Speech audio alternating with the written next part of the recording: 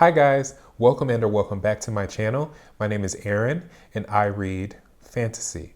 Today's video is the January reading wrap-up.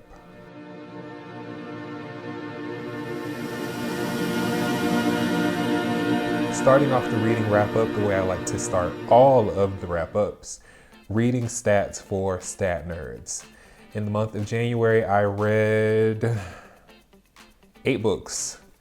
2 5-star books, 5 4-star books, and 1 1-star book. I also read 3 high fantasy novels and 5 fantasy romance books. Starting off the month with Words of Radiance by Brandon Sanderson. This is book 2 in the Stormlight Archive Era 1, and I really enjoyed this much better than book 1, The Way of Kings.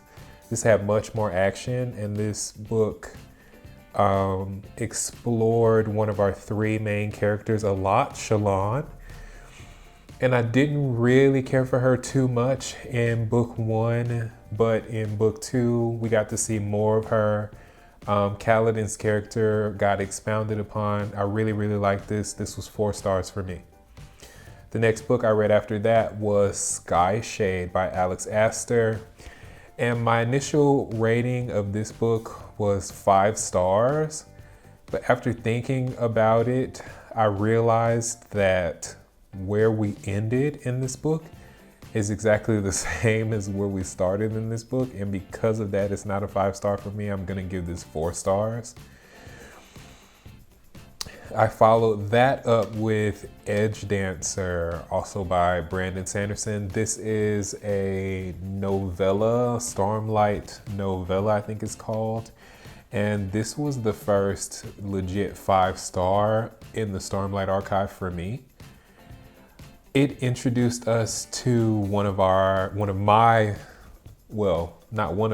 favorite character in all of Stormlight. And I'm not going to say that person's name because it would be a spoiler, but this was and still is my favorite novella in the series so far. After reading Edgedancer, I went on and I read book 3 in the Stormlight archive, Oathbringer, and this was my favorite book in the Stormlight archive that's not a novella. And this was a 4-star read for me as well. This gave a lot of backstory into Dalinar Kholin, which was really needed because I didn't really care about his character in book 1 or book 2. I didn't understand why he was relevant. So having a book that was dedicated to him so much was really helpful. But one of my favorite characters besides the main character in Edgedancer is Jasnah Kholin, and I still don't understand, even after reading book 3, why Jasnah Kholin is not the leader of the situation instead of Dalinar. I don't understand why she's not the leader, because even at the end of this book, where all of it is supposed to lead up to this big battle, the baddest mofo on the battlefield is Jasnah. Like, she does some amazing stuff at the end of this book, and if you know, you know. I think if the focus of this book was actually on Jasnah Kholin, this probably would have been a 5-star book for me, but this was not. It was another 4-star book. I was really in love with Brandon Sanderson this month, so I picked up WARBREAKER, which is one of the interconnected standalones in the Cosmere. And I struggled through this read so bad, to the point where I forced myself to get through this. And I was listening to this one on audio as my commute noise, and it was a lot of noise. This was Brandon Sanderson's attempt at a fantasy romance, and it was a flop.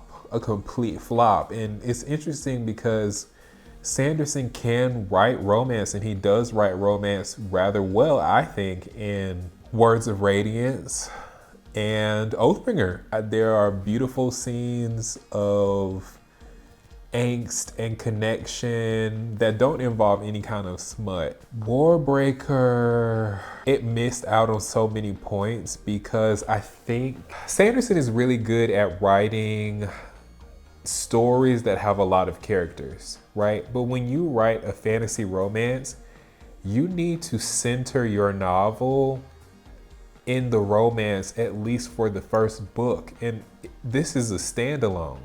So the fact that I would say 70% of this book focused on stuff that wasn't the romance, even though the romance is the main plot point and it's obvious that that's the main plot point, it took away so much from the novel. And like, this could have been broken up into several novels because of, and maybe it would have been better that way. I struggled through the book until about 50%, and then I put it down to read other things, and I'll get to that in a second. And then I picked the book back up again, struggled through to another 70%, and I knew I should have DNF'd this book, but I was worried that I would be missing information for later books in the series, and it's obvious that I'm loving Brandon Sanderson's writing. I ended up finishing this book instead of DNFing this book, and it was a 1-star read for me, only because I could not give it no stars, but it was... The book, I still thought like this sucked. Like this was not good. If you like this, if this was your favorite novel, I'm so sorry. Maybe this is not the channel for you because that sucked.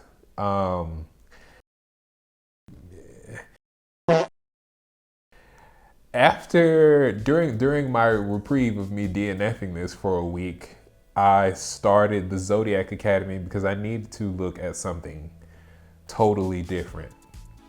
And I wanted to read one of those mind-numbing, easy, I don't have to think about it reads. And Zodiac Academy is 100% that. If you like cringy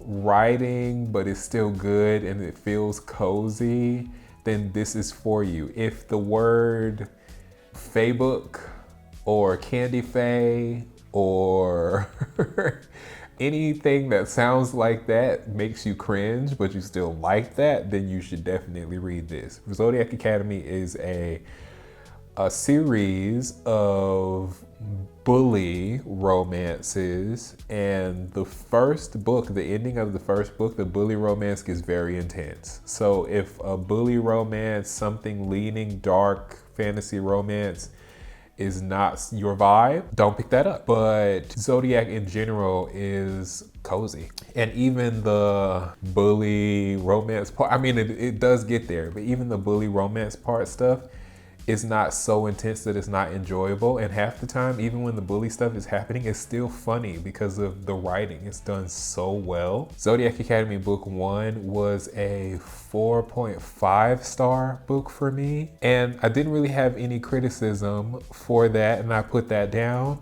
The next book I read after that was my second 5-star of the month, and that was Onyx Storm by Rebecca Yarros. I absolutely loved this book. I think I read the whole book in a day and a half. I'm not sure. Let's say 2 days. I don't even think it took me 2 days to read this book.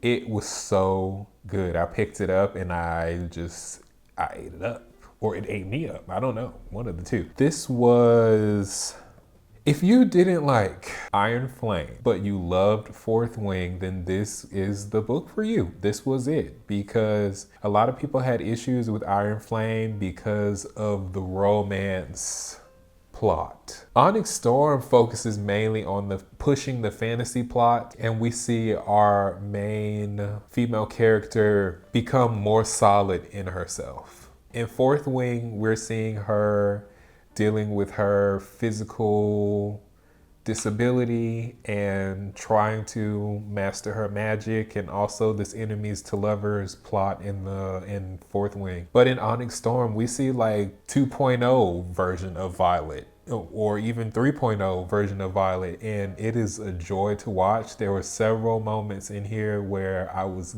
giggling and generally just happy about, like, shocked. And Emmy Rossum says that 5 stars is a feeling, and this felt like 5 stars from page 20, and I knew it was going to be a 5-star book.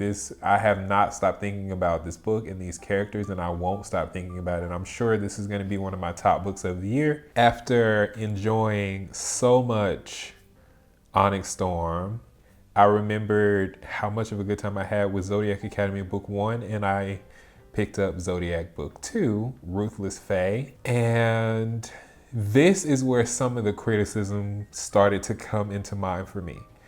Zodiac Book 1, I finished that very, very quickly. Zodiac Book 2, I also finished it very, very quickly, and I enjoyed it a lot. But Book 1 and Book 2 felt like they could have been one book. It never felt like the story was truly complete. And because of that, that's really my only criticism. You have to, once you pick up these books, you have to continue reading, because it's like the books stop at page 50. So you have to keep reading. It's not like a cliffhanger where you're like, oh, I'm dying to figure out like what happened in this story, and I need to see because of the big at the end. It's not that. This is not finished. The story's not finished. I have to keep going. So I finished Book 2 and I enjoyed Book 2, and I immediately picked up Book 3. And at this point I'm panicking because I have a February TBR of physical books that I need to get to, because I want to read Mistborn Era 1 and I want to finish Stormlight. And I'm not finished that. And that was the plan for January, to finish Stormlight, finish all 5 of the books, and I'm not done. I read Book 3, and Book 3 was also amazing, of Zodiac Academy. Book 3 is called The Reckoning, and it was also amazing. It was another 4-star book, but again, Book 3 also felt like this is not finished. This is not finished, this is not finished, this is not finished. So of course, that's actually the last book. That is actually the last book that I finished in January, but I had to start Book 4. And Book 4, I'm gonna finish that in February, but Book 4 feels like something a bit different. And I'm so glad, because I was talking to some of my friends on TikTok, and a lot of people's favorite book in the series is actually Book 4. So I'm waiting to see like how this changes. I hope you guys enjoy this video. It's a little chaotic, but I hope you guys enjoyed this video. If you did, please tell me down in the comments, like, subscribe, and I'll see you all next time.